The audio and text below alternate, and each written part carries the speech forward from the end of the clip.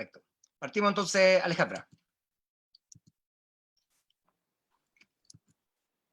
Hola, buenos días.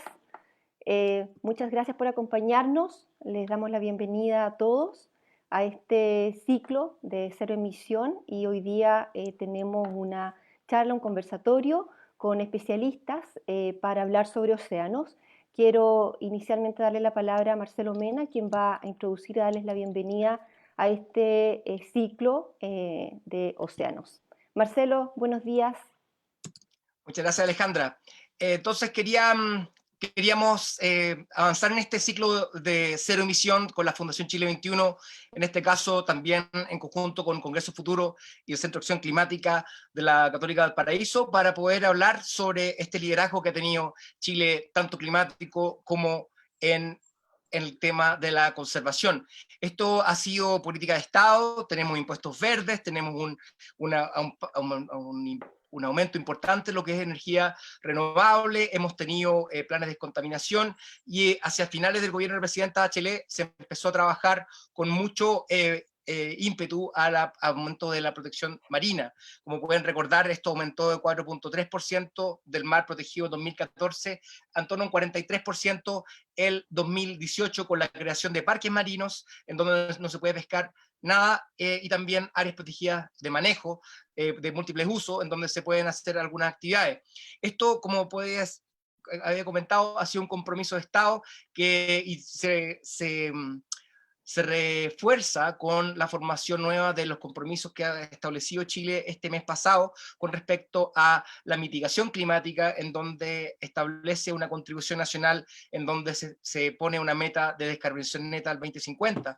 Pero también hay un fuerte acento de integración de temáticas de conservación, como el caso de océano, en donde se establecen metas de protección marina, metas de gestión, de planes de acción con respecto a la conservación oceánica, con respecto a la captura de carbono, y Laura Faría estuvo trabajando en eso. También la protección de humedales costeros, una agenda que ha sido muy importante para muchas personas, incluida la Alejandra Figueroa, que acá hoy día actúa como moderadora. Tomar métricas de adaptación y mitigación al cambio climático y dejar y ver que esto no es solamente un compromiso que está en papel, sino que es importante transformarlo en una implementación de política pública. Es por eso que tenemos un montón de destacados especialistas que han venido a trabajar y conversar con respecto a este nuevo rol que tenemos, nuestro nuevo pacto que tenemos que tener con el océano. Conversaremos sobre los beneficios de la conservación oceánica, el rol que ha tenido la ciencia para poder relevar estos beneficios y cuál ha sido el rol de las organizaciones para aumentar la conservación.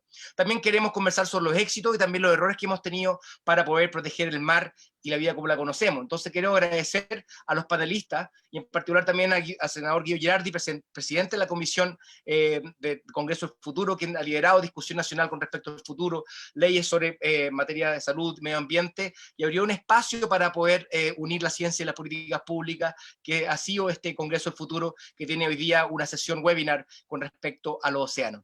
Quiero también saludar a Enric Sala, quien director de Pristine Seas de National Geographic, quien ha sido un gran influenciador con respecto a la protección ambiental. Hemos conversado con Enric recientemente en un podcast, pero la verdad es que para mí el 7 de mayo de 2017 marcó un antes y un después, porque fue el momento en que Enric fue a presentarle al presidente Bachelet, al ministro Muñoz, junto con Alex Muñoz, lo que podría ser un legado de conservación oceánica. Y ese legado que costaba mucho hacer fue realidad también por personas como Jorge Flies, que fue intendente Magallanes, que estuvo a cargo también de poder hacer viable esto con una participación ciudadana, con la consulta indígena permanente. También actores como Luis Van der Meer, quien es directora ejecutiva de Oceana, quien ha podido contribuir a la conservación oceánica tanto en áreas protegidas como Caleta de Hortel o Juan Fernández. Y finalmente, y con mucho peso científico, Laura Faría, profesora de la Universidad de Concepción, quien ha trabajado en este comité de la COP25 para poder empezar a ver cómo poder valorizar la acción de protección al mar como acción climática. Así que es un lindo día y esperemos que sea una linda discusión. Te paso la palabra a ti de vuelta, Alejandra. Bueno, muchas gracias, Marcelo. La verdad es que estamos bien contentos, como lo relató Marcelo, porque todos los panelistas y especialistas que nos acompañan participaron y protagonizaron de alguna u otra manera un esfuerzo en los temas de conservación y específicamente conservación marina. Así que vamos a hacer las presentaciones formales de cada uno de los panelistas que nos acompañan en el minuto en que cada uno de ellos esté disponiendo de la palabra. Estamos al aire, como dijo Marcelo, por Fundación Chile 21, Facebook Live. Vamos a partir con una presentación de Enric Sala, una presentación que nos va a inspirar. Bueno, Enric tiene varios títulos, ¿no? Ha sido científico, profesor, investigador, explorador, ayudó a la creación del Centro de Biodiversidad y Conservación de la Universidad de San Diego, y estuvo aquí en la expedición, una de las más emblemáticas, perdón, que nos permitió generar antecedentes junto con investigadores de la Universidad de Magallanes para la declaración del Parque Marino Cabo de Hornos, que es el Paso Drake. Entonces, quiero dar la palabra directamente, antes de Enric, al senador Girardi, que nos dé algunas palabras, algún preámbulo de bienvenida, que nos acompaña desde Congreso Futuro. Senador, por favor. Bueno, ¿cómo están? Saludarlo a todas, Eric, Enric, que viene de fuera o que está afuera seguramente. No, yo lo que creo que es importante poner en perspectiva una visión de nuestro planeta, no compartimentalizarlo. Es decir, yo creo que tenemos que hablar de la salud del planeta, donde los ecosistemas marinos son parte de un ecosistema global. Me parece que uno, de la perspectiva del análisis científico, puede a veces tomar por separado esto, pero así como el cuerpo humano es fundamentalmente agua, el planeta de la misma manera es un sistema vivo, un sistema donde se combina lo inorgánico con lo orgánico y que constituyen sistemas y estructuras que se están autorregulando, y cada vez más hay más evidencia de esta dimensión de un ecosistema que al autorregularse promueve su sustentabilidad, y yo creo que no es ajeno hablar del planeta Tierra como un sistema vivo. Nosotros hemos hecho mucho esfuerzo. Ahí está Liz, que trabajamos recientemente en un proyecto de ley de bolsas plásticas, hemos avanzado en leyes de protección de humedales, de protección de glaciares. Aquí todavía se piensa que es una pérdida del recurso agua. Cuando el agua va al mar hay una visión totalmente miope de cómo funcionan los ecosistemas. Por eso que es muy importante esta reflexión sobre la integración. Creo que la humanidad va a vivir un escenario muy complejo, mucho más complejo de lo que esperábamos, porque así como las pandemias tienen que ver con la manera en que los humanos habitamos los ecosistemas y convivimos con la mayoría de los seres vivos, que son mucho más numerosos que nosotros, incluso en nuestros cuerpos, como son virus, bacterias, que son parte de una estructura simbionte que son los seres humanos, pero todos los seres vivos son simbiontes y todos los ecosistemas están siendo alterados por la química, por la temperatura, por la reactividad, por el uso de antibióticos. Está alterando la base de la vida de bacterias, de virus, que están aumentando sus mutaciones. Y los mismos cambios climáticos van a hacer que tal vez la humanidad va a vivir mucho más frecuentemente situaciones como las que estamos viendo hoy día de pandemia, pero también esto junto con el cambio climático, esto junto con la desigualdad social, esto junto con una profunda crisis económica y de desigualdad, nos lleva a una necesidad de reflexionar y unir la ciencia con la política, con la filosofía, con la ética. O sea, a mí, ¿por qué me parece interesante este tipo de encuentro? Nosotros estamos trabajando en el Congreso del Futuro, para el próximo Congreso del Futuro, tratar de modelar escenarios concretos, porque creo que el mundo que vamos a navegar es un mundo de incertidumbre, impredecible, como lo fue este COVID, a pesar de que la ciencia ya en el 2003 había alertado sobre la posibilidad de una pandemia por este coronavirus. Creo que es muy importante generar escenario, y para eso estamos reuniendo científicos chilenos e internacionales. También podrían ayudarnos ustedes ahí para definir escenarios posibles de aquí al año 2050 en materia de inteligencia artificial, en materia de cambio climático, en materia de pandemia, y tener al menos una perspectiva de un escenario más benévolo, uno mediano y uno pesimista, porque creo que la humanidad tiene que prepararse, no puede enfrentar los desafíos del futuro de manera ciega, y con una gobernanza que hoy día está más entregada a las plataformas, que está entregada a las lógicas de Silicon Valley, que a la lógica de los seres humanos. Entonces, nos interesa mucho tener esta capacidad de predicción.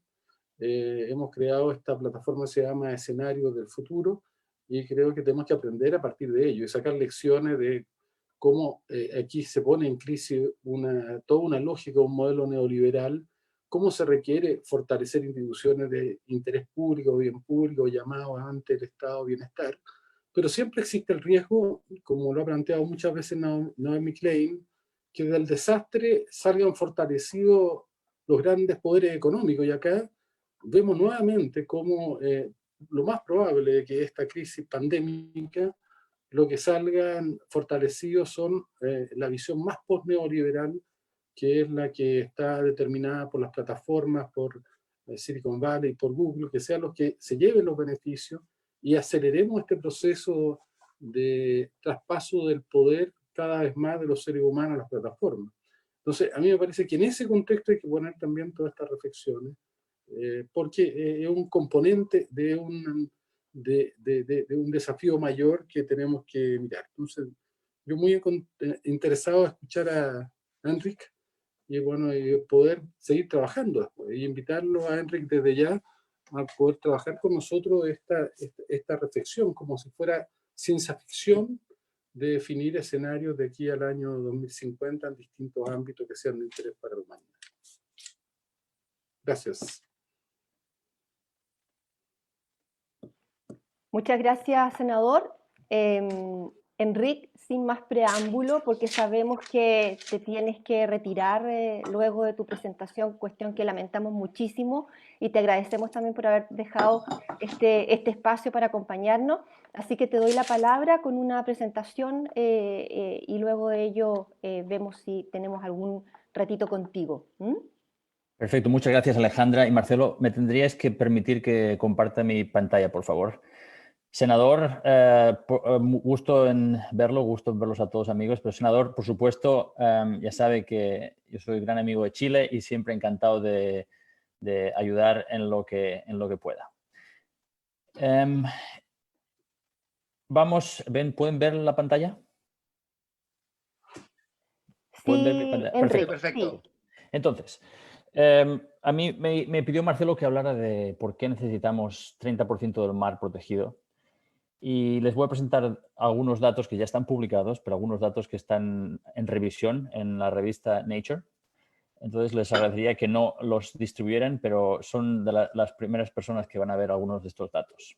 Entonces, cuando hablamos de protección del mar, no hace falta que les repita todos los problemas, solamente un par, que 2/3 de las pesquerías están sobreexplotadas, de que las capturas globales han estado disminuyendo desde mediados de los años 90 y también que el 90% de los grandes peces del mar han desaparecido debido a la pesca, la sobrepesca. Entonces, una de las soluciones es, por supuesto, mejorar la gestión pesquera, porque no puede ser que 2/3 de los recursos marinos estén sobreexplotados, pero otra solución que funciona muy bien son las áreas marinas protegidas. Pero cuando hablamos de áreas protegidas, mucha gente pregunta, bueno, ¿por qué necesitamos áreas marinas protegidas? Si gestionamos la pesca ya es suficiente, ¿no? ¿Y qué tipo de áreas se necesitan? La segunda pregunta que preguntan los países es ¿cuánto hay que proteger? ¿Dónde debería estar esa protección?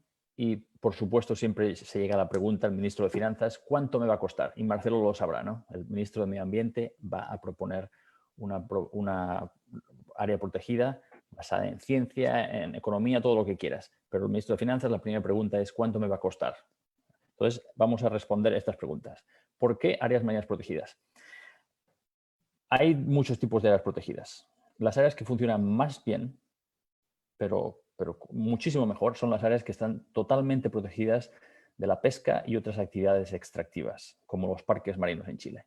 Y a mí me gusta mucho ofrecer este ejemplo de Cabo Pulmo, un lugar en Baja California, donde hicimos unos estudios de línea de base en el 99, poco después que los pescadores locales pidieran al gobierno mexicano que se creara un parque nacional donde no se pesca, 70 kilómetros cuadrados, o sea, es relativamente pequeño comparado con los grandes parques marinos que tiene Chile, pero en esa época cuando fuimos y hicimos unos estudios, como pueden ver, este lugar era un desierto submarino.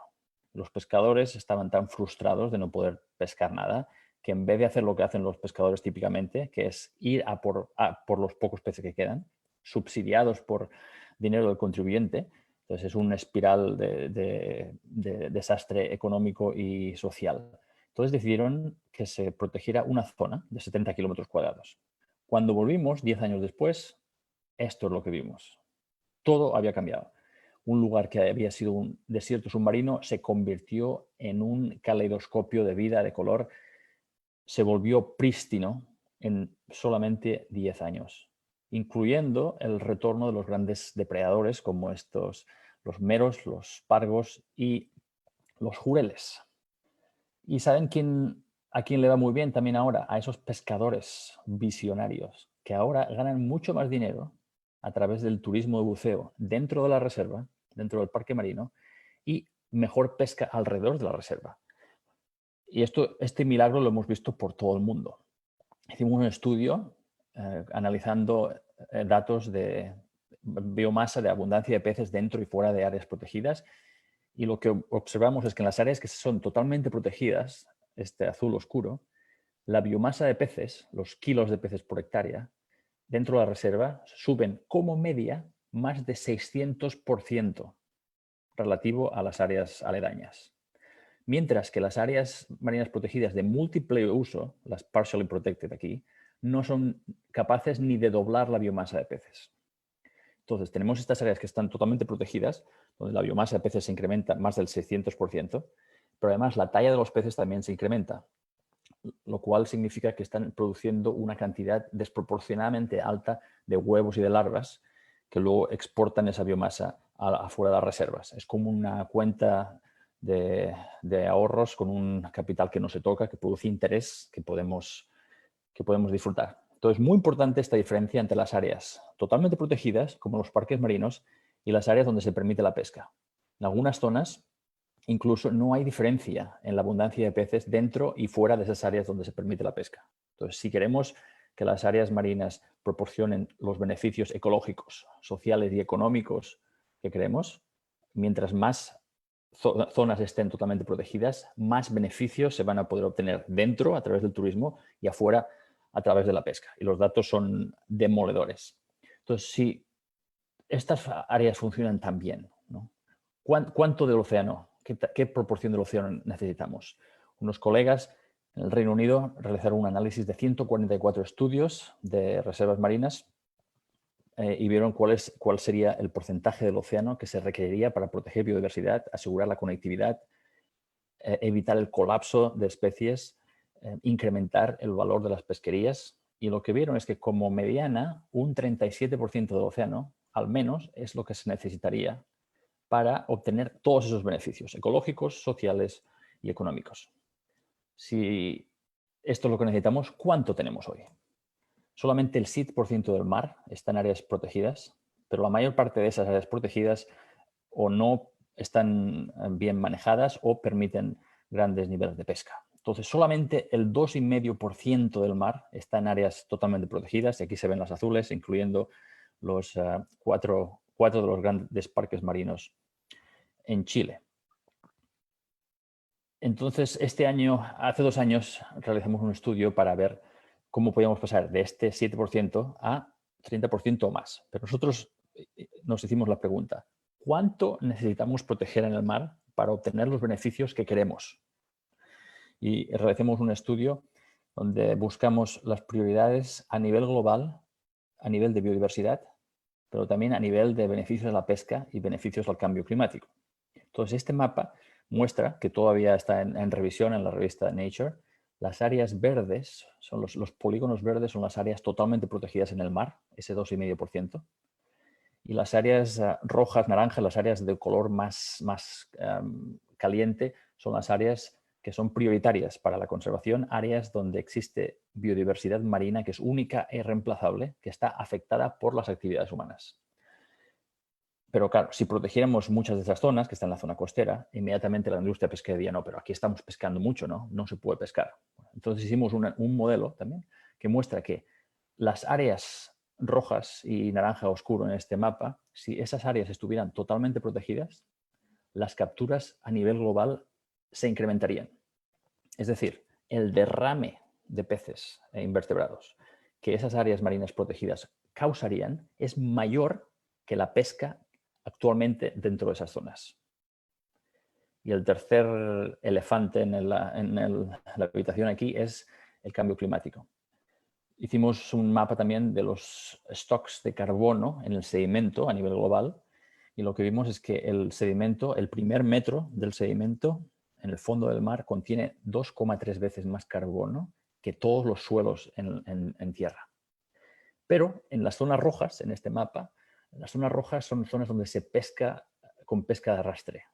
Y esa pesca de arrastre perturba el sedimento y parte del carbono que está acumulado en el sedimento se remineraliza, vuelve a convertirse en dióxido de carbono, lo cual ayuda a acidificar el mar, reduce la capacidad del mar de absorber CO2 de la atmósfera y además parte de ese CO2 vuelve a la atmósfera, por lo que la pesca de arrastre, de hecho, es un emisor de CO2, así como las actividades que queman combustibles fósiles lo son. La pesca de arrastre, por el hecho de perturbar el sedimento, que tarda miles y miles de años en acumularse con todo ese carbono que estaría secuestrado, la pesca de arrastre está teniendo un efecto que contribuye al cambio climático también. Entonces tenemos estas tres prioridades: biodiversidad, pesca, en beneficio de la pesca y captura de carbono. Podríamos decir, bueno, hay que proteger, queremos obtener los mayores beneficios de biodiversidad posibles, porque es la biodiversidad marina la que produce todos esos beneficios, como el oxígeno, la comida, protección de la zona costera, que disfrutamos. Pero existe una percepción de que si se protege una zona, ahí se pierde, es una ruina económica, porque no se permite la pesca. Entonces, eso está ignorando el hecho de que estas áreas protegidas están ayudando a la pesca, pero además no tienen en cuenta de que la pesca está disminuyendo. Entonces, el argumento de que tenemos que alimentar a 10.000 millones de personas, hay que pescar más, pues si las capturas globales han estado bajando desde mediados de los 90, díganme a mí cómo van a pescar más con más esfuerzo. O sea, no es una cuestión de física esto. Entonces, desarrollamos un algoritmo para poder priorizar cuáles serían las zonas donde se optimizarían los tres objetivos. Y a nivel global, este es el mapa que obtuvimos. Las áreas de color de rojo a azul son el 37% del mar y con ese 37% obtendríamos 2/3 de los beneficios de la biodiversidad, o sea, 2/3 de la biodiversidad única e irreemplazable que está amenazada por las actividades humanas estaría protegida. Obtendríamos casi todo el beneficio de la pesca posible, es decir, obtendríamos casi el 12% adicional de lo que se está pescando hoy en día a nivel global. Y además podríamos proteger 22% de los stocks de carbono que están en riesgo. Entonces, existe una manera de reconciliar los diferentes usos, reconciliar la protección con la pesca. Porque si hoy tenemos solamente 2,5% del mar protegido, es porque la industria pesquera se opone. ¿Cuánto costaría esto?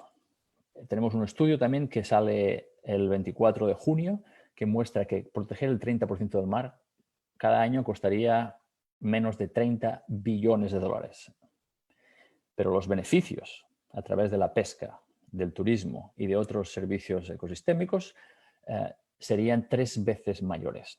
Es decir, los beneficios son mucho mayores que los costos, por lo que invertir en 30% del océano económicamente nos pondría en un lugar mucho mejor en el que estamos hoy. Por tanto, los beneficios económicos, sociales y ecológicos de las reservas marinas, los parques marinos totalmente protegidos, son incalculables y Chile es un país que ha hecho muchísimo. 42% de la zona económica exclusiva de Chile está en áreas marinas protegidas, del cual 24% está en parques marinos totalmente protegidos. Pero Chile puede hacer más. Hay zonas que son de valor incalculable, como los fiordos al sur de Chile, que no están protegidos. Hay muy poca protección. El Parque Francisco Coloane es un ejemplo, pero cuando trabajamos en la creación del Parque Marino Yaganes y Drake, había una recomendación también de proteger parte de los fiordos en la zona del archipiélago también de Cabo de Hornos, pero la industria pesquera se opuso, todo y que la industria del bacalao de profundidad, por ejemplo, según las estadísticas del propio Departamento de Pesca del Gobierno de Chile, esa pesquería está colapsada y en continua sobreexplotación. Entonces, no hay futuro para esas pesquerías que están colapsadas, sobreexplotadas, a menos que se reduzca el esfuerzo pesquero y se complemente con la creación de áreas totalmente protegidas, especialmente en las zonas donde esas especies se reproducen. Y todo el bacalao de profundidad, por ejemplo, de Sudamérica, la única zona de reproducción conocida es al sur de Chile y Argentina. Por lo tanto, Chile es un país que es líder, que yo uso continuamente como ejemplo para otros países, para que imiten a Chile, pero aún hay zonas extraordinarias que proteger, no solamente de la pesca, sino también de las salmoneras, que ecológicamente, como todos sabemos, es un desastre y económicamente no produce beneficios a nivel de la mayoría de la población. Entonces, les agradezco muchísimo que me hayan dado este tiempo. Senador, ahí quedamos pendientes para ver cómo podemos continuar colaborando con ustedes y espero que tengan muy buena discusión. Muchas gracias, Gracias, Eric. por invitarme.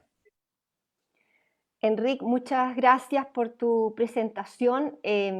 No solo Chile ha sido líder en estos últimos años, sino que recordemos que a nivel latinoamericano, tanto México como Brasil empujó una agenda de protección marina de grandes áreas, no de áreas de gran escala.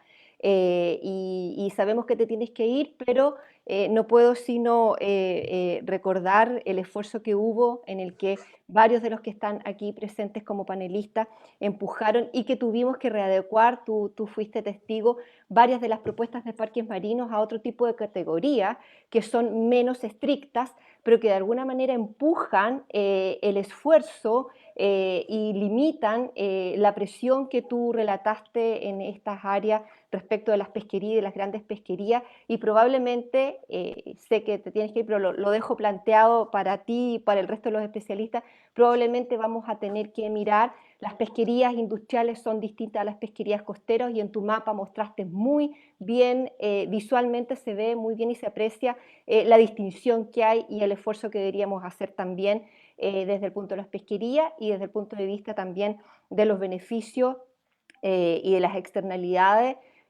cómo el mundo también aporta a esta conservación, ¿no? Así que muchísimas gracias. Muchas gracias, ¿Tienes Alejandro. algunos minutos adicionales Gracias a todos. o te vas? No, tengo otra conferencia ahora. Muchas Muchas gracias a todos. gracias. Suerte. Muchas gracias Chao. a ti. Gracias, Enric. Senador Girardi, habíamos solicitado que no se fuera para poder No, sí estoy reaccionar acá, un pero poquito. ahí, ¿Ahí está? ¿Sí? sí. Unos minutos, por favor, antes para continuar entonces con este panel. Ya en el preámbulo inicial usted comentó la participación y el trabajo que tuvo, por ejemplo, en liderando la ley asociada a plásticos de un solo uso, en el que la directora de Oceana también impulsó y empujó esta materia. Entonces, por favor, ¿cómo usted evalúa el rol del Estado, gobierno legislativo, respecto y de cara a la crisis climática en el contexto de un modelo efectivo en materia de investigación, regulación y protección marina?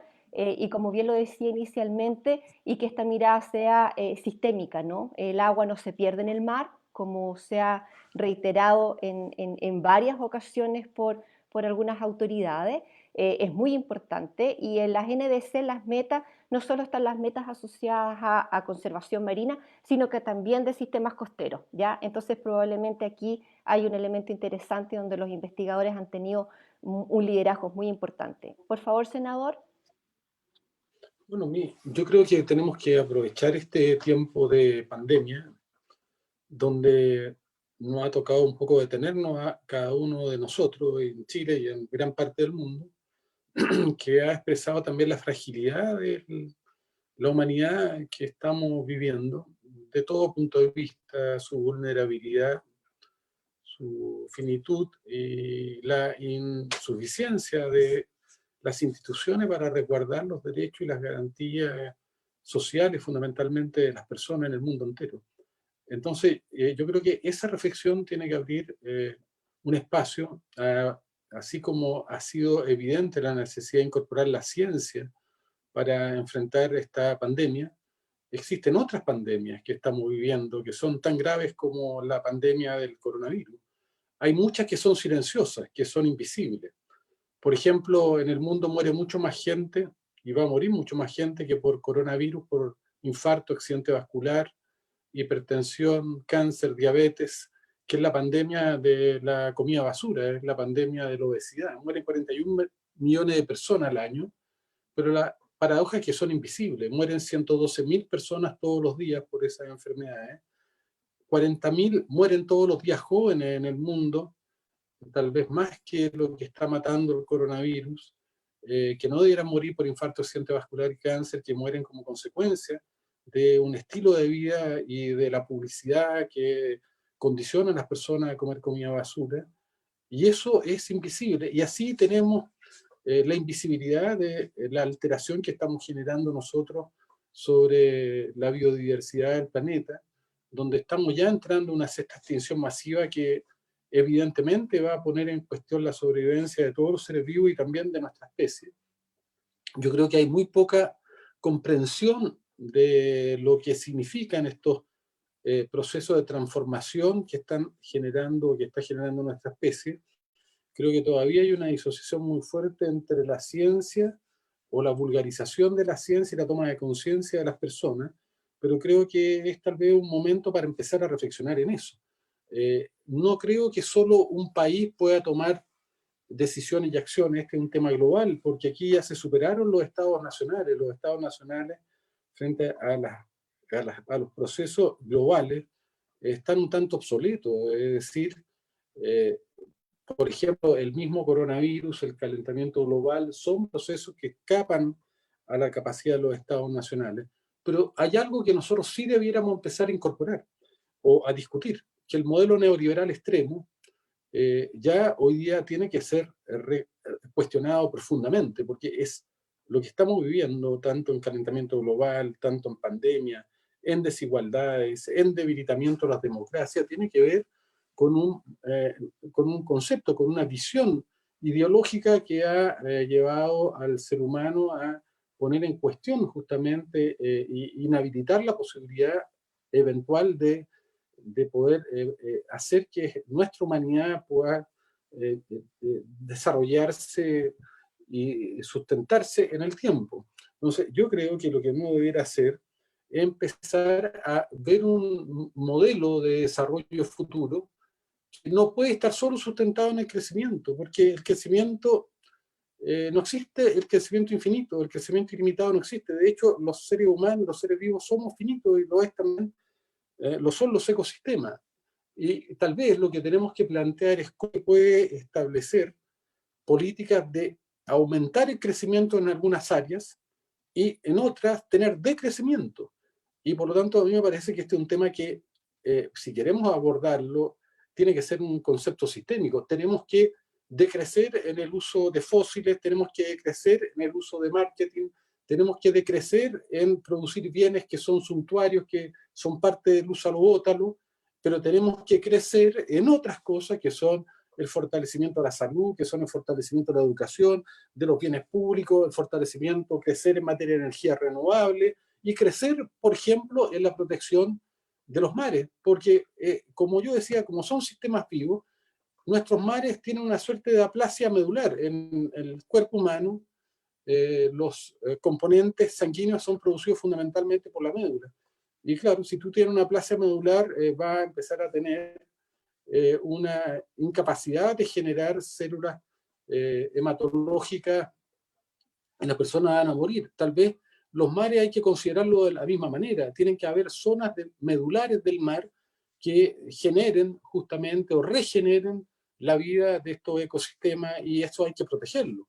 Y hay que impedir que la zona o estos ecosistemas puedan ser deteriorados al punto que la posibilidad de reproducción de la vida marina se vea amenazada. Entonces, a mí me parece que hay que empezar a tomar criterios, y si los criterios son proteger un 37% de los ecosistemas marinos, bueno, debe ser establecido como una prioridad, tan prioridad como fue el reducir el hoyo de la capa de ozono, o debiera ser disminuir o impedir que se sobrepase los 450 partes por millón de CO2 en el planeta. Es decir, yo creo que tenemos que tener un modelo de desarrollo económico que no solamente plantee sectores de crecimiento y otros de decrecimiento, claramente, sino que tiene que poner otros tipos de indicadores. Tiene que poner como indicador no solamente el Producto Interno Bruto, que es un pésimo indicador, tiene que poner como indicador la huella de carbono que vamos a generar, y ese tiene que ser un indicador tan relevante como el PIB. Tiene que poner como indicador la huella hídrica. Tienen que haber indicadores de biodiversidad, porque si alteramos la biodiversidad al punto que lo estamos haciendo, la catástrofe planetaria es absolutamente inmodificable. De hecho, estos virus que estamos viviendo hoy día como pandemia, en parte provienen justamente de una crisis de biodiversidad, de traspasar fronteras que nunca se habían traspasado por los seres vivos, en el sentido de seres humanos que empiezan a alimentarse de pangolines o de murciélagos y por lo tanto rompen las fronteras que las mismas especies han establecido, y virus que son zoonóticos, es decir, que tan solo en animales se traspasan a los humanos, pero también al cambiar los ecosistemas, al modificar los ecosistemas, al tener al mismo tiempo 23.000 millones de aves en el mundo, con más de 1.000 millones de bovinos y otros seres vivos que están absolutamente sobrerepresentados, igual que los seres humanos, claro, empiezan a generar procesos de recombinación, aumento de mutaciones, los virus, y empiezan a generarse todos estos tipos de situaciones amenazantes, pero como además estamos disminuyendo la variabilidad y la biodiversidad genética, estos virus encuentran un territorio a campo traviesa, porque justamente la biodiversidad genética, la diversidad de los genes, y que va a lograr impedir muchas veces el desarrollo de pandemias, ya sean virales o de contagios masivos por virus. Es lo que sucede cuando uno tiene en la salmonicultura especies que son todas muy parecidas desde el punto de vista genético, no tienen ninguna capacidad de defensa. Si más encima se le aplica antibiótico que no solamente altera a las bacterias de los peces, sino a las bacterias de todos los seres vivos que son la base de la vida, bueno, estamos generando un impacto ecológico de envergadura dramática. Entonces yo creo que lo que tenemos que empezar a poner en los modelos de desarrollo son indicadores que se cumplan, indicadores sociales también. No puede ser que el 10% más rico de Chile y del mundo perciba más del 65% de la riqueza. Hay que poner límites. Límite a la riqueza. No puede ser, y tal vez un parámetro sería decir, bueno, el 10% más rico no puede obtener más de un 30% de la riqueza del planeta, pero el 65% es absolutamente inaceptable. Y creo que si no se empiezan a poner indicadores sociales, indicadores de biodiversidad, indicadores de participación de la mujer, de igualdad de género en la economía, en la toma de decisiones, en los directorios de empresas, bueno, difícilmente vamos a poder ir avanzando. Entonces yo lo que creo es que lo que sucede y lo que plantea Enrique, para mí es cómo se decrece para crecer, cómo se decrece en algunas actividades para crecer, y es lo que tiene que hacer el planeta. Nosotros no podemos seguir en este modelo de úsalo o bótalo, donde antes un refrigerador duraba 20 años y ahora está hecho para que dure 3 años, donde un celular no dura más de 6 meses. Yo creo que ese mundo nos lleva a una catástrofe. Y por lo tanto, si quiere crecer la humanidad nuevamente y nuestra humanidad se quiere estabilizar, tiene que decrecer para crecer. Y tiene que crecer en áreas que evidentemente tienen una dimensión de interés y de bien público que son fundamentales. No sé, a mí me parece que eso es la reflexión, comparto totalmente lo que planteó Enrique, pero yo creo que ese mismo pensamiento, esa misma mirada, ese mismo enfoque, yo creo que hay que aplicarlo en todas las actividades que nosotros estamos desarrollando. Senador, muchísimas gracias por sus palabras, el mensaje. Es un mensaje muy claro en términos de consumo y de modelo, y que hoy día con COVID-19 efectivamente nos da un escenario muy distinto, que no es un escenario nuevo. Quienes trabajamos en conservación y en materias de biodiversidad sabemos hace muchísimo tiempo que esto está ocurriendo y aconteciendo respecto de los umbrales y los límites planetarios, pero hemos hecho caso omiso. Así que es de esperar que este nuevo escenario efectivamente dé prioridad a aquellas materias que usted ha estado señalando. Le agradecemos mucho su intervención. Queremos invitar ahora a Laura Farías. Laura, ¿estás con nosotros? Sí, ahí te vemos. Sí, Muchísimas sí. gracias por acompañarnos. Laura es profesora en la Facultad de Ciencias Naturales y Oceanográficas de la Universidad de Concepción. Es doctora en oceanografía, integrante también del Centro de Resiliencia, que es un consorcio de universidades de investigación respecto a las materias de cambio climático. Y Laura lideró el informe sobre océano que se preparó a propósito de la COP25 que se iba a realizar en Chile y bueno, tuvo que ser trasladada a España, ¿no?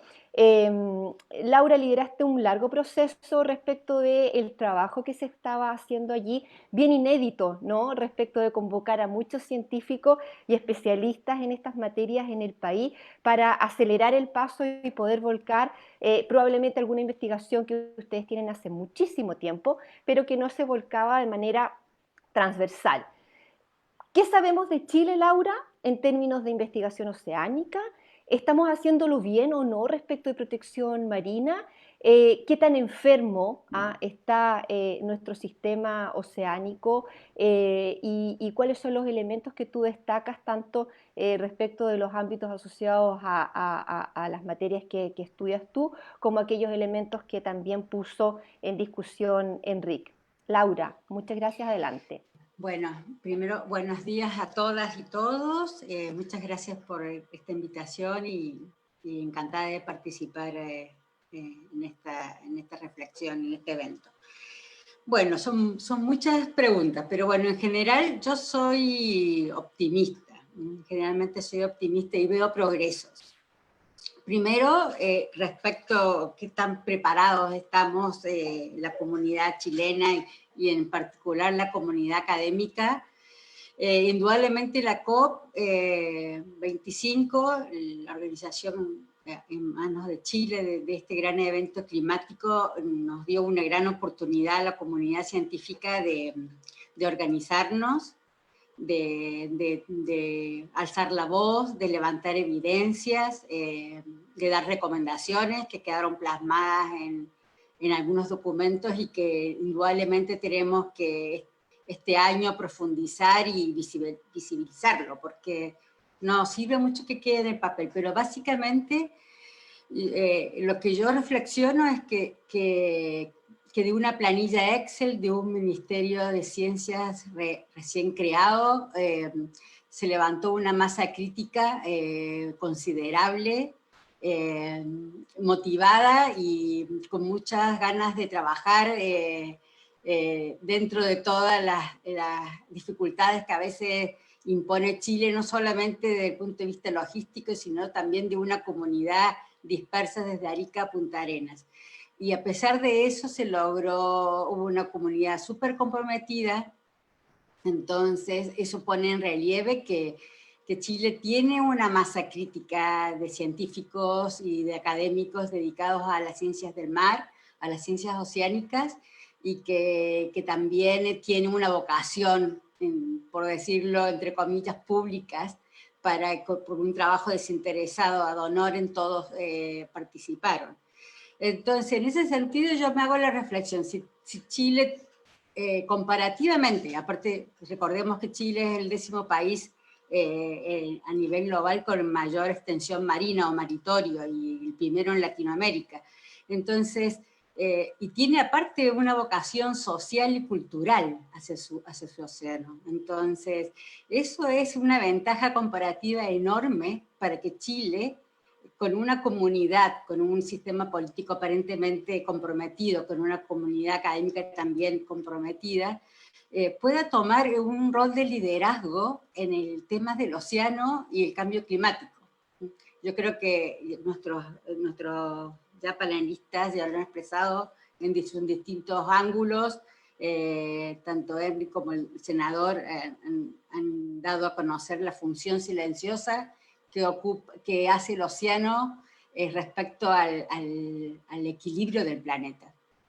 Entonces, si Chile es conocido por sus cielos, ¿sí?, por una comunidad de astrónomos muy importante, ¿por qué no puede ser conocida por el liderazgo que pueda tener en el rol de protección de los océanos, por la función que hace no solamente para la sociedad chilena, en términos de seguridad alimentaria, en términos de navegación, en términos de sus comunidades costeras, ¿sí?, sino también en términos del beneficio que le entrega al planeta tener una extensión de esa magnitud.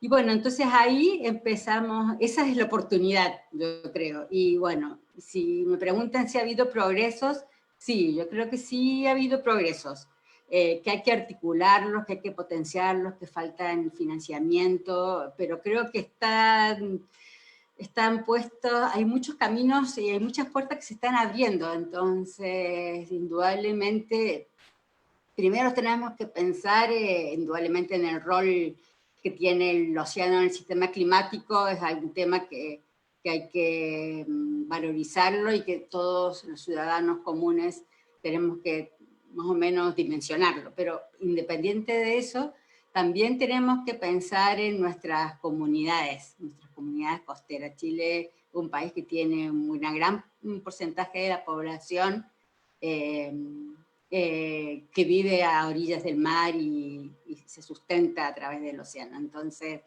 no solamente pensar en la función ecosistémica, y creo que ha sido muy buena la primera presentación en cuanto a valorizar la captura de carbono.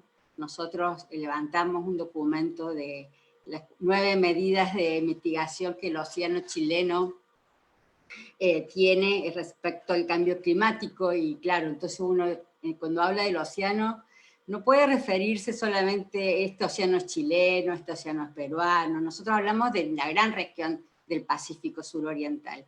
Y los sedimentos, como lo dijo Henry, cumplen un rol de enterramiento de carbono mucho más alto que cualquier otro ecosistema.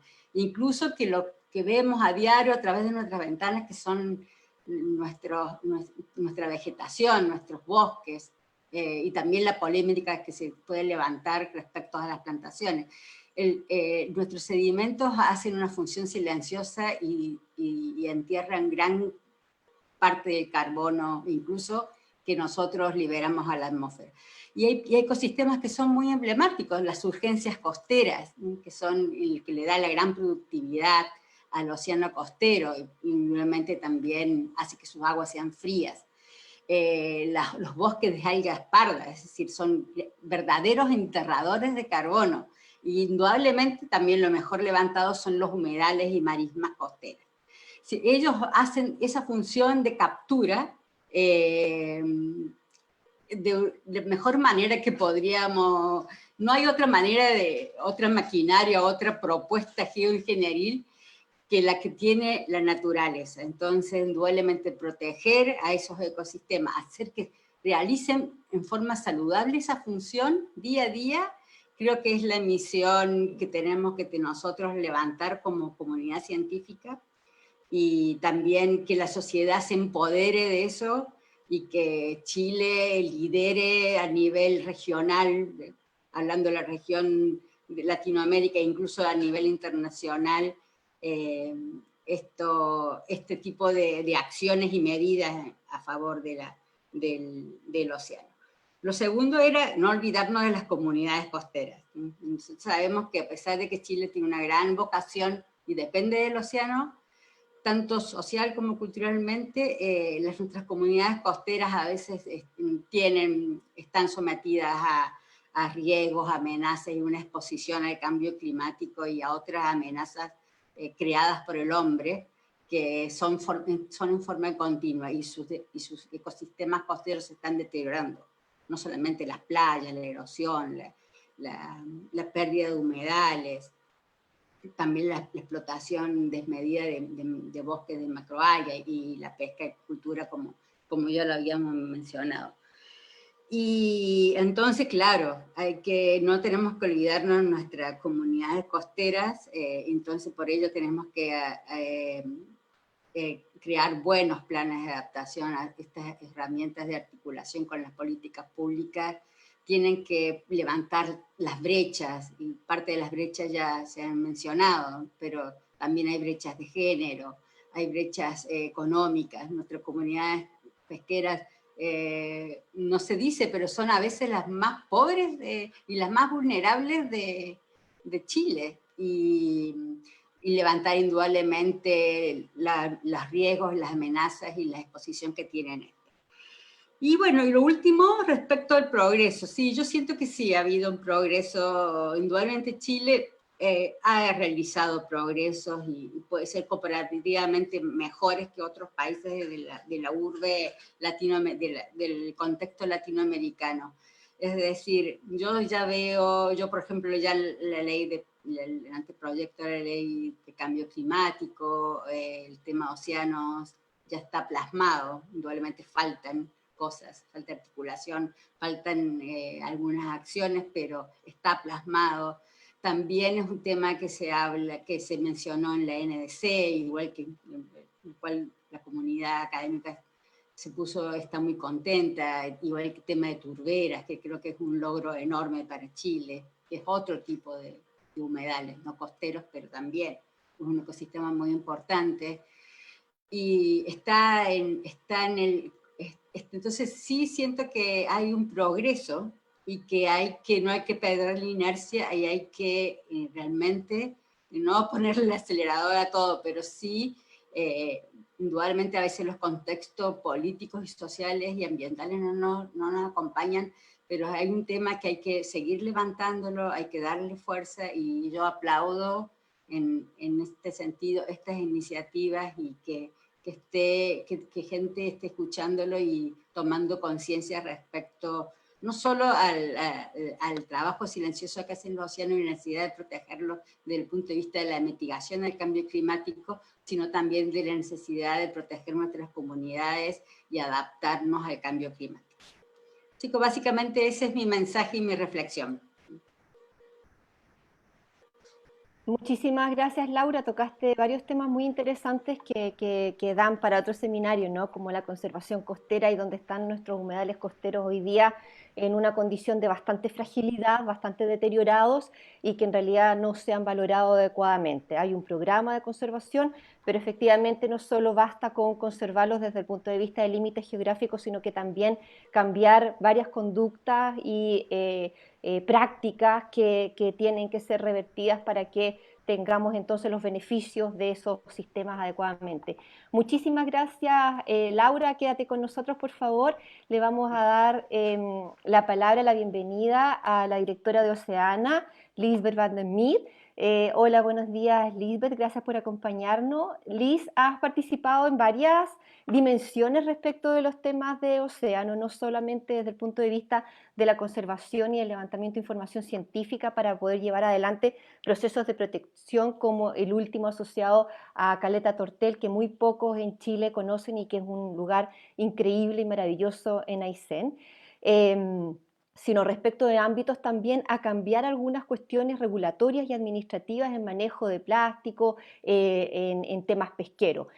Cuéntanos un poquito desde tu experiencia, cómo ha sido esta experiencia, cómo ha funcionado, y un elemento también adicional, cómo ves las gobernanzas con enfoque de género en materia de conservación. Gracias, Liz. Adelante. Gracias, Ale. Son hartas preguntas, ¿ah? Voy a compartir pantalla porque tengo una presentación, a ver si Marcelo me deja el poder. Pero bueno, mientras tanto puedo hablar. Sí, Liz, Sí. solamente recordarle al público, quienes nos están escuchando, que hay un chat interno en que pueden también hacernos algunas preguntas que van a ser capturadas al final. No vamos a poder responder todas, pero vamos a tratar de hacer una síntesis de ellas para el final de la jornada. ¿Ya? Gracias. Ya, sí, pregunten. Bueno, hay que recordar que solo en los últimos 40 años hemos estudiado el océano, el rol del océano. Antes no se conocía muy bien, se pensaba que había infinitas cantidades de especies para poder pescar, y solo ahora, el 2020, tenemos en nuestros NDC, que son las contribuciones determinadas a nivel nacional de Chile, tenemos establecidos los océanos como un rol primordial. ¿Qué dan los océanos y por qué son tan importantes a nivel de adaptación y mitigación? Presentan seguridad alimentaria y fuente de trabajo, y también un rol preponderante sobre las comunidades costeras, como contaba Laura. En Chile, el 67% de la pesca, de toda la actividad pesquera, de todas las pesquerías comerciales, hoy día están sobreexplotadas o agotadas, y esto ya llevamos más de 10 años en este estado. Esta es la pesca de arrastre de fondo que se practica también en Chile. Y aquí están las comunidades costeras. Siempre ha habido este choque entre qué es lo que vamos a hacer con nuestras comunidades costeras y cómo podemos sustentar millones de formas de vida que hoy día están en este lugar. En Chile, el 20% de la población vive dentro de 20 kilómetros de la zona costera, o sea que es una gran parte de la población que vive a lo largo de estos 6.365 kilómetros que tenemos de costas en Chile. Sin embargo, hay muy poca planificación. Hace muy poco, con los últimos gobiernos, el primer parque marino fue establecido el año 2010 en Salas y Gómez, y luego en el siguiente gobierno, ahí donde está Alejandra y Marcelo Mena, ahí recién se empiezan a formular estas grandes zonas de protección. Muchas de estas zonas de protección obviamente tuvieron muchos conflictos con la pesca industrial, y por eso fue mucho más difícil no hacerlas tan grandes. Incluso hoy día son muy grandes, pero pudieron haber sido más grandes. Entonces, aquí cabe la pregunta: en Chile, a pesar de toda la conservación que tenemos, no hemos institucionalizado la conservación. La conservación hoy día recae sobre un ministerio, que es el Ministerio de Medio Ambiente, pero bajo las cifras que proporcionó Enrique Sala y bajo el conocimiento que hoy día tenemos, la conservación debería ser el tema primordial, tanto para el Ministerio de Economía, para Hacienda, para departamentos como Subpesca. Habían preguntas ahí: cómo institucionalizamos desde las municipalidades, desde el haber local, esta conservación que hoy día está relevada en nuestros NDC. Entonces, el 25% son parques marinos, son zonas en las islas oceánicas, en donde están muy lejos de nuestra zona continental. Aquí el 25% que fue protegido es también iniciativa de estas propias comunidades, en donde ellas iniciaron este proceso en conjunto, por ejemplo, con Oceana, pero también con otras ONG, para la protección de estos grandes territorios. Pero hay una subrepresentación, como dice nuestro NDC, en la zona costera. ¿Y por qué? Porque, bueno, estas áreas, por ejemplo, en la zona que fue creada en Tortel, se demoró casi 10 años en ser instaurada, establecida, porque hay muchos conflictos de interés. Y ahí en ese tiempo estaba la salmonera, también hay mineras. Entonces había una serie de intereses que estaban enfocados en eso. Y es por eso que aquí se ve que, por ejemplo, cuando se dice que en la zona central hay un 90% de protección, son estas, las islas oceánicas, no son los territorios en sí. ¿Por qué? Porque hay mucho conflicto de interés, y también hay mucho conflicto porque en Chile no existe la planificación costera. Esto lo que está dando como resultado es que hay grandes comunidades que hoy día están muy empoderadas, que están haciendo turismo, que están invirtiendo todo lo que tienen para hacer pesca sustentable, y Después vienen otros grandes proyectos, porque como no hay una mirada a largo plazo, las comunidades se ven invadidas por una serie de proyectos y porque no hay una regulación. Una forma de regular el borde costero es haciendo áreas marinas protegidas de múltiples usos. Estas son áreas que son consensuadas con las comunidades para el uso que ellas destinen. En Chile y en muchos otros países de Latinoamérica, el problema mayor que tenemos es que nosotros nos han impuesto una forma de desarrollo. Tenemos una forma de desarrollo enfocada en el abastecimiento del primer mundo. Entonces, nosotros no nos hemos concentrado a nivel local a decidir qué es la prioridad de esas comunidades, que ellas mismas han decidido para dónde van.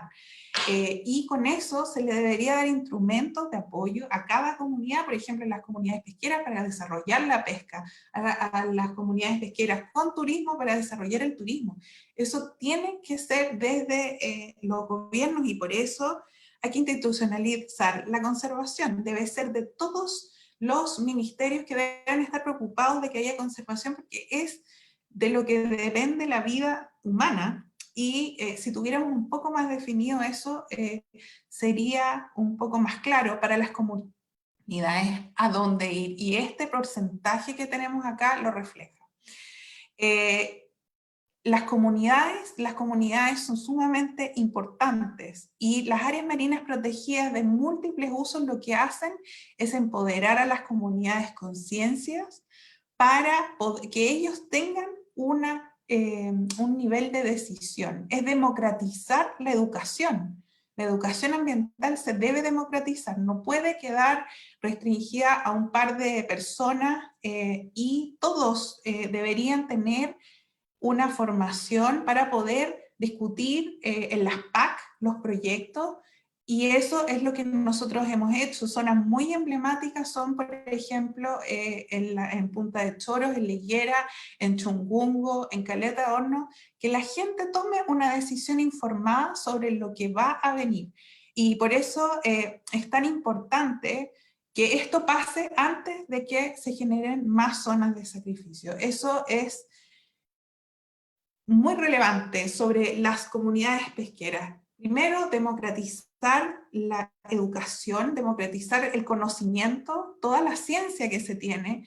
Las universidades estatales tienen un rol público, que hoy día no están cumpliendo todas, que es de entregar este conocimiento a las comunidades costeras, sobre todo donde hoy día hay una gran presión por construir puertos, termoeléctricas, etc. Entonces, mi mensaje es eso. ¿Cómo podemos hacer? Los NDC hoy día en Chile incluyen muchas cosas muy importantes. Esta por primera vez está tomando en cuenta de que no solo vamos a proteger, ya tenemos nosotros las metas Aichi, digamos, porque a nivel nacional ya protegimos el 40% de la zona exclusiva económica, pero ahora Chile dice en su NDC que se va a centrar no solo en la protección de zonas costeras, zonas que son complicadas para la conservación, pero también que se compromete en hacer más. Quieren proteger el 10% de las ecorregiones para el 2030 y además se quiere hacer los planes de administración para todas las áreas existentes. Es por eso que yo creo que esto es un gran paso para la conservación y tenemos grandes cosas por hacer. Hay un fondo ambiental que se está estableciendo para poder financiar estas áreas, pero el gobierno tiene que poner mucho más institucionalizando la conservación. Ahí tienen que estar todos los ministerios en una sola línea y eso es lo que hoy día no hemos logrado todavía. Cumplí con los 8 minutos, Ale. Muy bien, extraordinaria. Un balazo. ¿Ah? Oye, Liz, muchísimas gracias. Has puesto dentro de los varios antecedentes y datos que entregaste un tema muy importante que me parece a mí relevante, que tiene que ver cómo América Latina, Chile, está abasteciendo al primer mundo, y tiene que ver entonces nuevamente con nuestro modelo. Y probablemente ahí hay mucho que trabajar desde el punto de vista de la política, científico y de la sociedad civil. Así que es un tema a trabajar entre todos. Muchísimas gracias de nuevo, Liz. No te vayas, acompáñanos, porque ahora vamos a invitar a Jorge Flies. Jorge, ¿estás con nosotros? ¿Nos escuchas? Jorge. Acá estamos. ¿Estás? Ya, qué bueno. Jorge es médico, fue intendente de la región de Magallanes y Antártica Chilena entre 2014 y 2018. Tuvo una labor muy relevante, no solo desde el punto de vista de dirigir una región con los múltiples temas que ve la intendencia, sino que también lideró y acompañó los procesos asociados a los temas de conservación.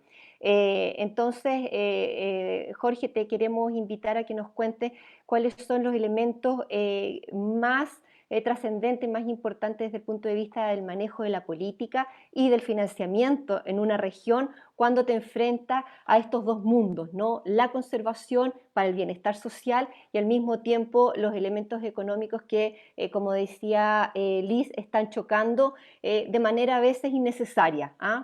Por favor, Jorge. Bueno, muchas gracias, Alejandra. Un placer de poderlos acompañar esta mañana.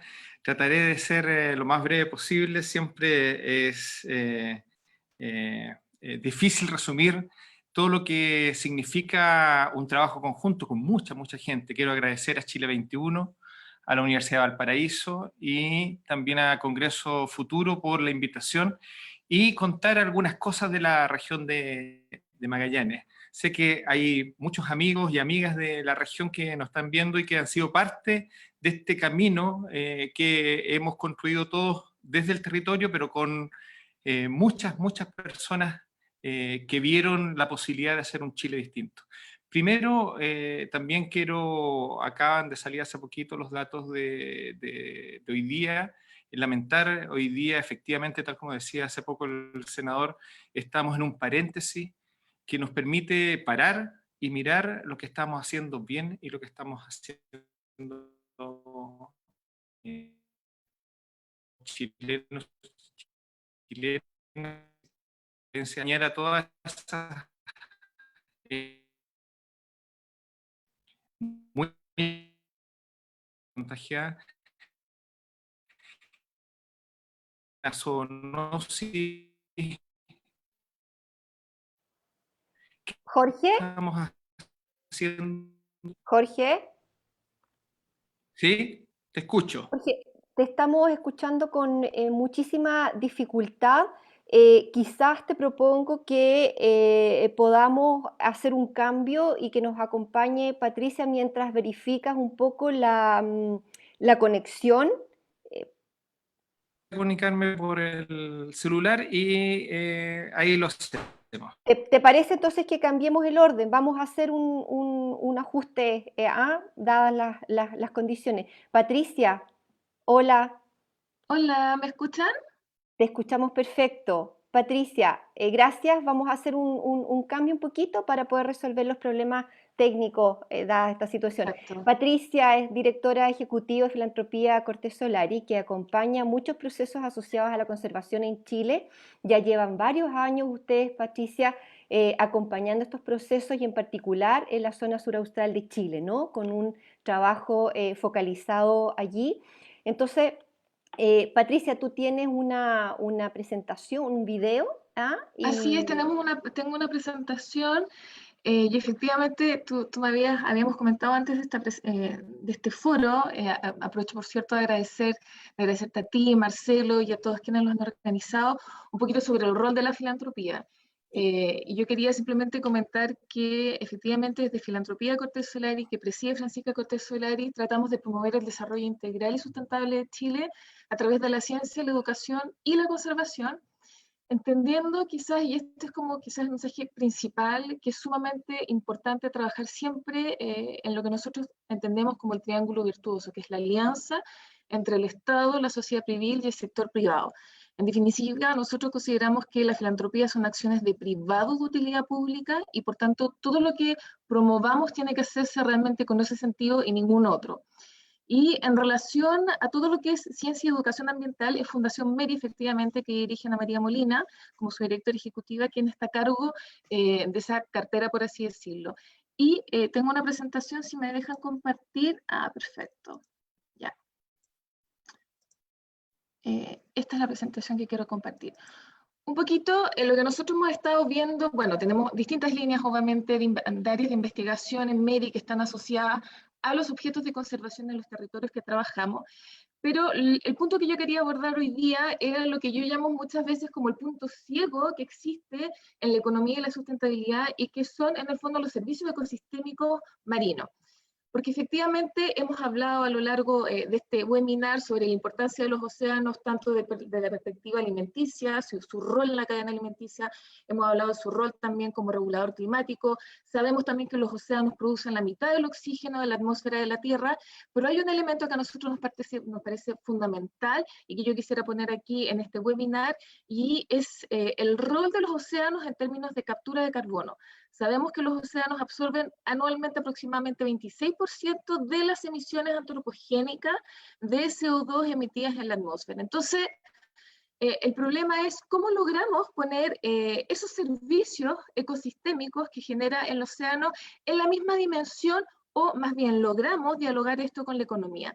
Porque efectivamente, clásicamente los economistas, yo soy de formación economista, por cierto, decimos que los océanos permiten o están al origen de más del 60% del PIB mundial. Y pareciera ser que este diálogo es medio insoluble. Y desde Fundación MERI y Filantropía Cortés Solari creemos que es absolutamente urgente que la economía empiece a dialogar con el medio ambiente, porque de alguna manera lo que estamos tratando de apoyar y lo que estamos trabajando también fuertemente con el Ministerio de Medio Ambiente es cómo logramos que cuando hayan cálculos económicos no solamente se valorice los océanos como una fuente de materia prima, a saber todo lo que viene del sector agropecuario y pesquero, pero que también logremos valorizar ciertos servicios ecosistémicos que el océano produce, y en particular la captura de CO2. Y para eso nosotros hemos venido trabajando un proyecto de la mano de Ralph Chami, del Fondo Monetario Internacional, y del Ministerio de Medio Ambiente, que es un proyecto que busca justamente trabajar con las ballenas como especies emblemáticas en estas materias, a la vez que valorizar esta captura de CO2. Y esto tiene mucho que ver también con la discusión sobre la economía verde. Sabemos que por ahí, por el año 2009, la OCDE empezó a hablar por primera vez de economía verde, entendiendo esta como la mejora del bienestar humano y la equidad social, reduciendo significativamente los riesgos ambientales y la escasez ecológica. El problema es que siempre que uno pone en la balanza el bienestar y habla de bienestar, aparece como esta disociación y este dilema un poco feroz entre el empleo que genera la industria agropecuaria y pesquera y la conservación medioambiental. Y un poco lo que yo quisiera decir hoy día es que quizás ese dilema es falaz, es falso, porque en realidad lo que deberíamos hacer es también, los economistas al menos, y apoyados de la ciencia y apoyados de los conservacionistas, es valorizar esos servicios ecosistémicos y poder dar una discusión mucho más rica. Volviendo a MERI, ¿qué hacemos desde MERI? Bueno, en MERI ya llevamos más de 6 años, como decía, haciendo ciencia y educación ambiental al servicio de la conservación, siempre de la mano de la comunidad. Y en este sentido yo quiero abordar acá una de las líneas específicas que estamos trabajando de la mano de Sonia Español, que es nuestra coordinadora de océanos y cetáceos. Llevamos ya más de 8 años estudiando las ballenas azules en el Golfo de Corcovado. No soy yo la experta científica, pero básicamente hemos tagueado, hemos escuchado su comportamiento, en fin. Y hoy día entonces nace este proyecto que es The Blueboard Initiative, que sería como la siguiente etapa, y ojalá el senador Guido Girardi lo pueda escuchar, porque es algo que busca básicamente evitar las colisiones de las ballenas, pero el sustrato de esta conversación es uno solo. Estamos apuntando a proteger los océanos y en particular centrándonos en una especie piloto, que en el fondo es la ballena, no solo porque es fundamental, por todas las razones que hemos conversado en este webinar, cuidar los océanos, sino también estamos poniendo particularmente el foco sobre estos servicios ecosistémicos de estas especies, a saber, la captura de CO2. Y sin más los dejo con el video que tengo y que creo explica mejor lo anterior.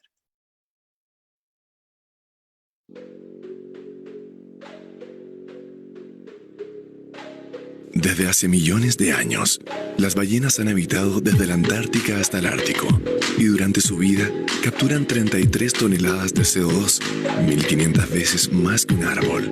Su paso aumenta la flora marina y su diversidad, al generar plancton, el que ayuda a los océanos a fabricar el 50% del oxígeno que consume el planeta.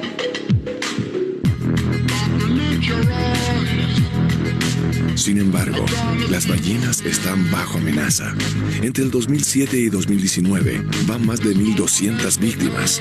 Por eso nace The Blue Boat Initiative, un proyecto para proteger a estos mamíferos que generan vida. Se trata de monitorear los océanos y generar rutas alternativas para un tráfico marítimo sustentable en tiempos de crisis ambiental, para prevenir que, en sus desplazamientos, las ballenas colisionen con barcos y cruceros. The Blue Boat Initiative instalará y conectará la primera red sudamericana de boyas acústicas de alerta temprana para la protección de ballenas. Una red de boyas inteligentes con un complejo sistema de hidrófonos, sensores oceanográficos y transmisores que comenzará a operar en el mar interior de Chiloé, el Golfo de Corcovado, el Canal de Chacao, el Golfo de Ancud, el Canal Guafo, la Bahía de Tiktok y muchos otros fiordos y canales.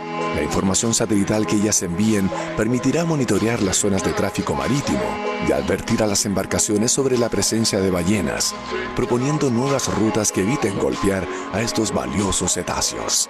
Este proyecto permitirá también conocer datos vitales en cuanto al calentamiento global, debido a las características propias de este vertebrado. El océano es parte esencial del ciclo de la vida, y nosotros podemos ayudar a que este siga adelante, multiplicándose y beneficiando al mundo entero. Sé parte de esta inédita iniciativa chilena.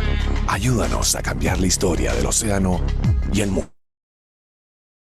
Entonces, este es un proyecto que empezamos a trabajar codo a codo con el Ministerio de Ciencia y con el Ministerio de Medio Ambiente. El Ministerio de Ciencia veníamos trabajando desde la COP25, cuando desarrollamos el pabellón científico allá, y un poco la idea es trabajar, por una parte, en todo lo que es tráfico y regulación marítima, y por otra parte, avanzar fuertemente en lo que es la valorización de estos servicios ecosistémicos. Entonces, un poco lo que yo acá quisiera cerrar en el fondo de esta presentación, es señalar que, a nuestro entender, no vamos a poder avanzar hacia una conversación sobre conservación de océanos que sea plena y donde realmente podamos llevar la conversación a un siguiente nivel si no logramos tener soluciones concretas, pilotos que pueden empezar en Chile por las razones geográficas que tenemos y por la expertise y toda la comunidad científica que tenemos, pero también la necesidad de valorizar económicamente estos servicios ecosistémicos, que es el ejercicio que estamos haciendo justamente de la mano del Ministerio de Medio Ambiente, Ministerio de Ciencia y con RALS también el Fondo Monetario Internacional.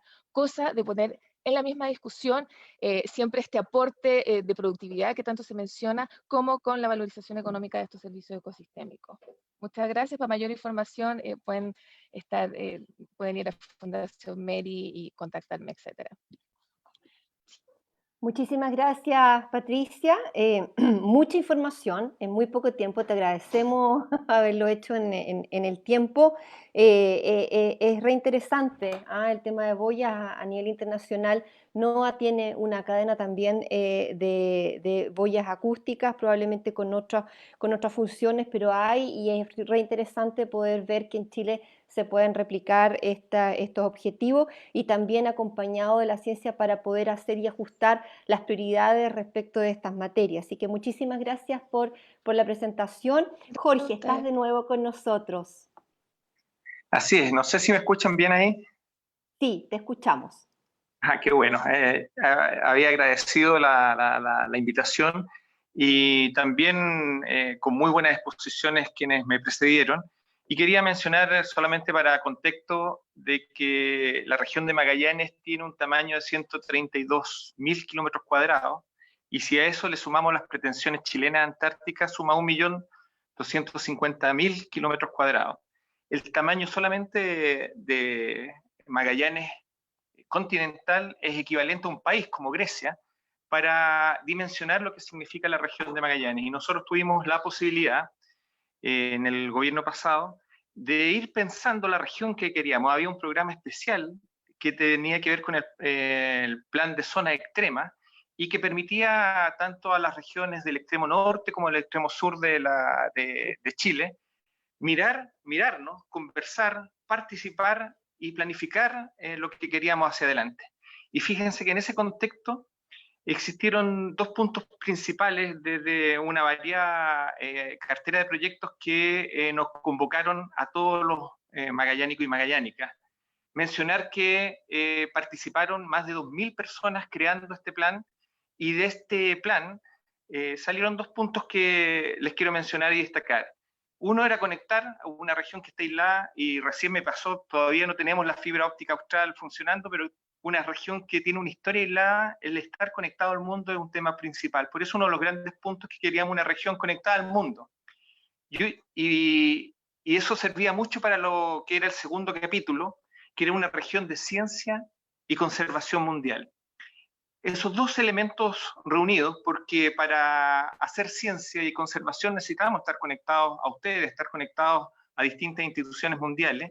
Se creó la fibra óptica austral, que hoy día está instalada desde Puerto Montt hasta Puerto William, 3.000 kilómetros de fibra óptica, y estamos esperando que esa fibra óptica que en infraestructura está funcionando, hoy día las empresas de comunicación se suban y podamos conectarla.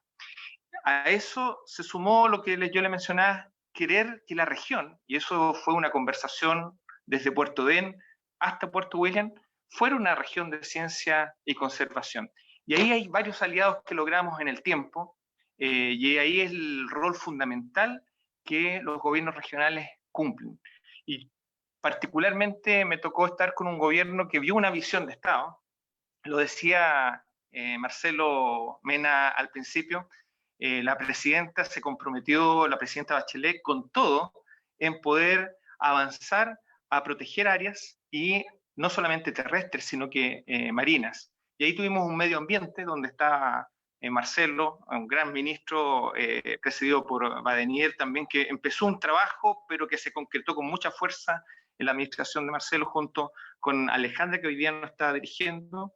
También un Ministerio de Bienes Nacionales, en una región que gran parte del territorio sigue siendo del Estado, y ahí está Nidia Palma, la ministra, que también ha estado permanentemente y tal vez nos está mirando a través de Facebook Live o alguna de las conexiones Zoom, y otras instituciones. Se dio varias, era el momento para trabajar en áreas marinas, y teníamos la Fundación Omora con el Instituto de Ecología y Biodiversidad, que es un conglomerado de universidades trabajando ya 10 años, más de 10 años, en el sur de Chile, particularmente de la región, en Puerto William, en una reserva de la biosfera, en Cabo de Horno, y teníamos la oportunidad de revisar a 10 años de la formación de esta reserva de la biosfera, cómo se iba a presentar para los próximos 10 años.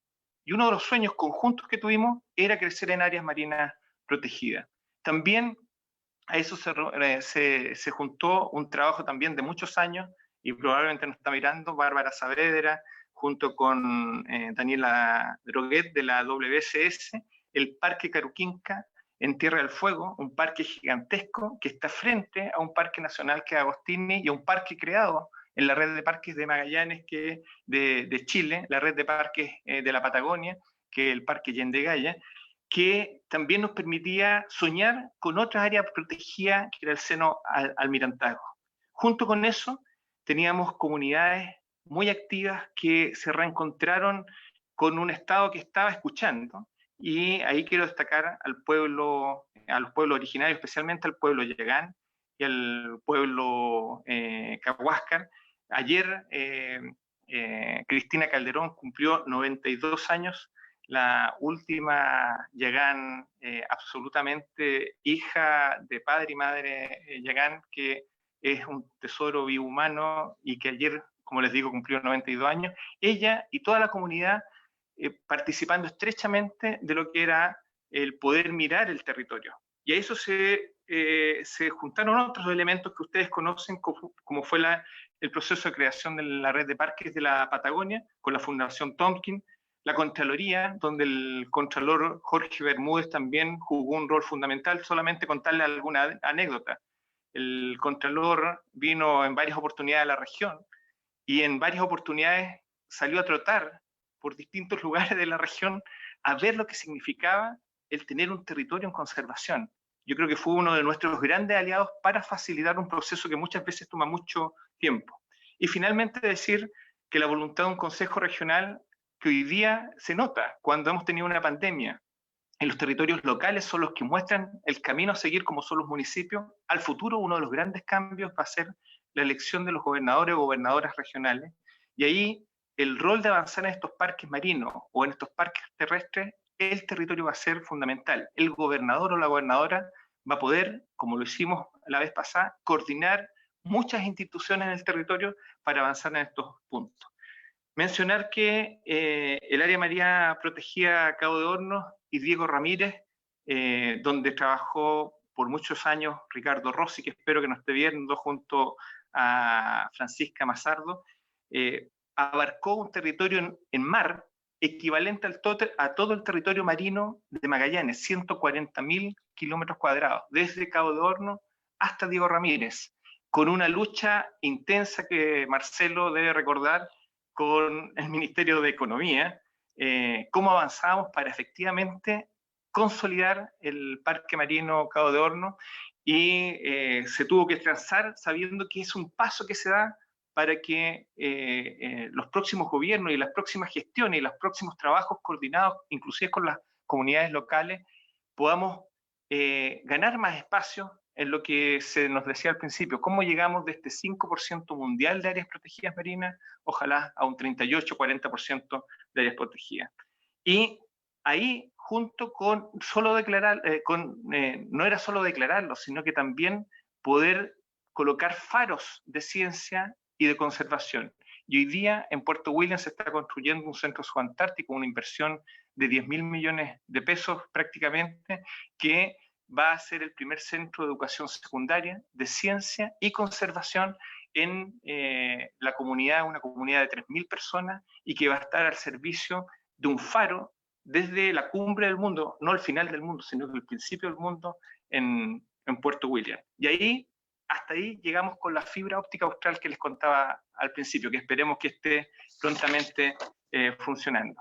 Otra área que se protegió fue el seno almirantazgo, que ustedes probablemente pueden buscar fotos de una zona maravillosa donde está albatros, focas leopardo, elefantes, y ahí hay una zona, un seno que está entre un parque terrestre privado, que es Caruquinca, donde está la WSS, y dos parques nacionales, Yendegaya y Agostini, y de esa zona marina, de 1.160 kilómetros cuadrados, logramos resguardar como área de múltiples usos 764 kilómetros cuadrados.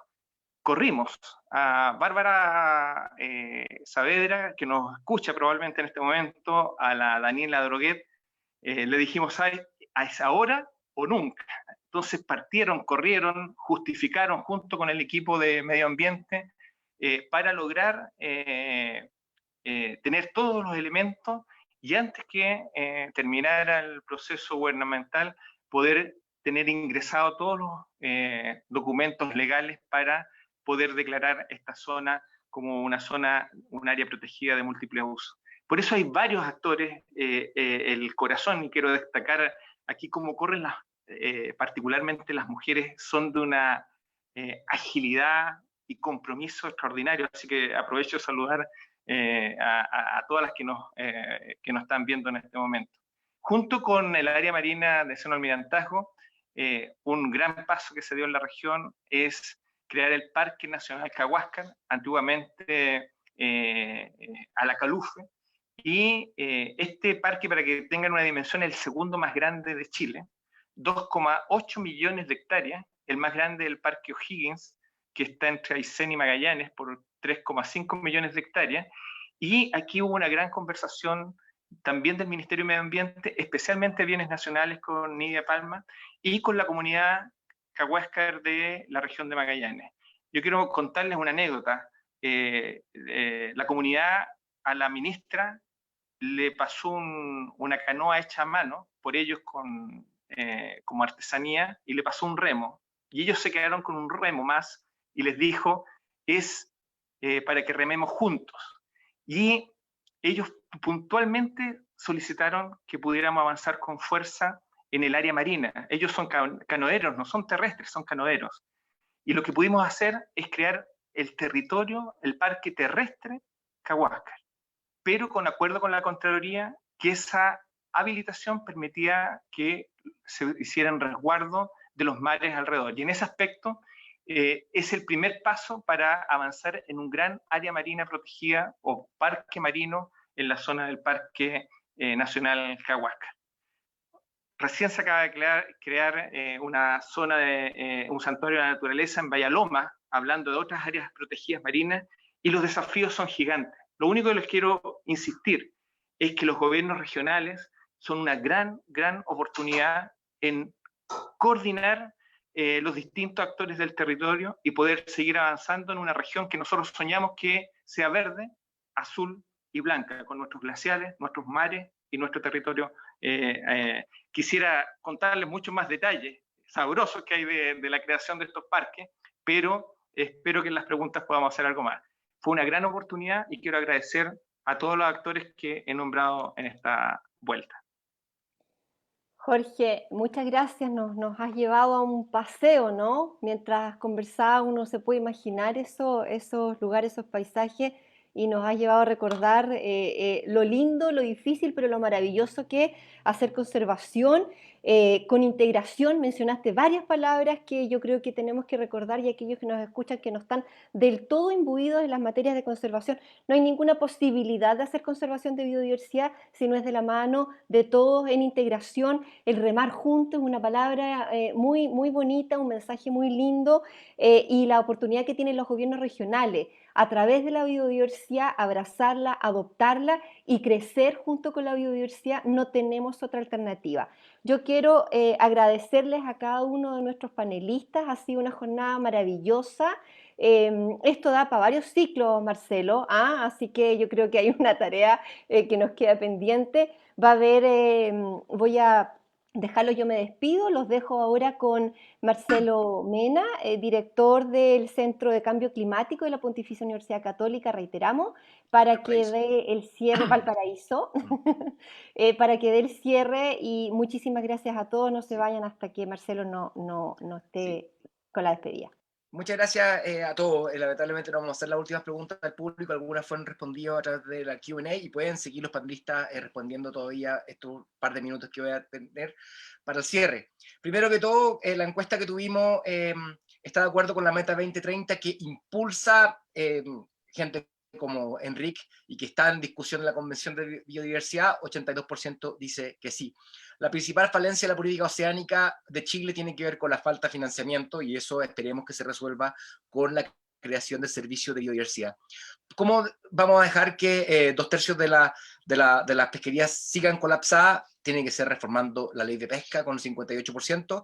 Las metas de la contribución nacional de Chile con respecto a protección oceánica dependen del financiamiento de los planes de manejo para que sea efectivo, y un 98% está a favor de la creación del parque o área protegida marina del archipiélago de Humboldt.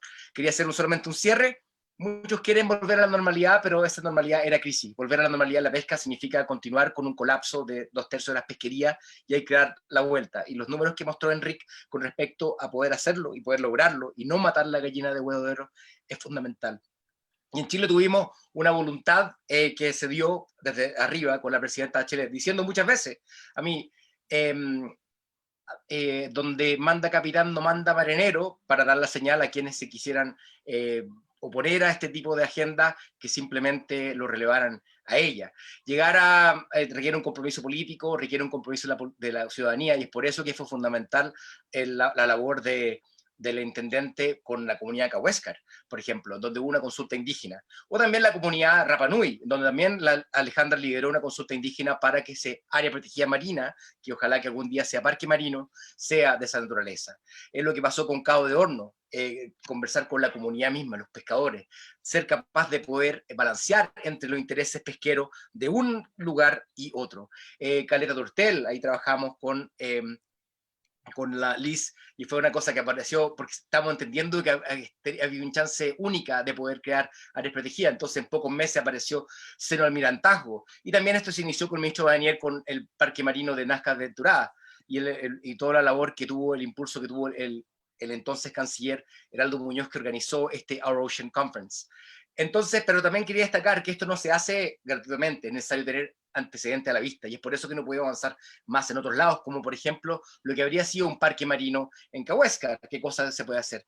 Y también nos falta la guinda de la torta, que tiene que ver con el archipiélago de Humboldt, que el último día del último lunes del gobierno aprobamos la creación de este archipiélago de Humboldt en parque de área marina protegida, pero no fuimos capaces de poder llegar a un acuerdo al mapa de esa conservación. Yo creo que eso no obsta de que hoy día un gobierno que dice que está comprometido con la biodiversidad, que ha hablado de la COP Azul, que ponga esa promesa en realidad y haga esa área protegida marina del archipiélago de Humboldt. Solamente quería comentar que esto no es sin conflicto. Me acuerdo volviendo de vacaciones en enero, no habíamos avanzado con el área protegida marina y habíamos sufrido un revés con el tema del parque marino, perdón, con el tema de Contraloría con Puchuncaví, y realmente estábamos dañados como ministerio. Y es por eso que volvimos de vacaciones, y ahí el Jorge Canals está ahí disponible. Nos juntamos con Cernapesca y les dijimos, básicamente, a ver, hueones, ¿vamos a avanzar en esta cuestión? O si no, ustedes le van a explicar a la presidenta Bachelet por qué no avanzaron en su agenda. Y ahí fue una cuestión un poco violenta, porque tratamos de ser un poco buena onda, pero no avanzamos. Y ahí se firmó. Y Natalia Pergentili, que fue ministra de Economía subrogante, fue la que firmó todos esos decretos ese 26 de febrero, que fue una ceremonia épica. Y ahí seguimos avanzando, hay que seguir con esta lucha. Esto es una promesa que no es realidad y que falta hoy día un servicio de diversidad y financiamiento. Pero yo creo que con la gente que está hoy día disponible, los que estuvimos trabajando, nos dimos cuenta de que cuando hay voluntad, cuando queremos trabajar juntos, podemos hacer cosas maravillosas, y es por eso que encumbramos a Chile en la cumbre de lo que es la protección de la biodiversidad en el mundo, por un momento, a pesar de toda esta vocación que tenemos de ser extractivistas. Así que le agradezco a Alejandra, a los panelistas, a Enric por haber participado, a Jorge, que estuvo atento siempre detrás de los mandos, preocupado de que todo funcione bien. Y nos vemos entonces la próxima semana con una discusión un poco más política de por qué tenemos un consenso con respecto a la descarbonización. Muchas gracias entonces a todos, y va a estar disponible esto en Facebook Live para que lo vean varias veces más. Muchas gracias. Nos vemos. Muchas gracias, que estén muy bien. Gracias, chao, chao.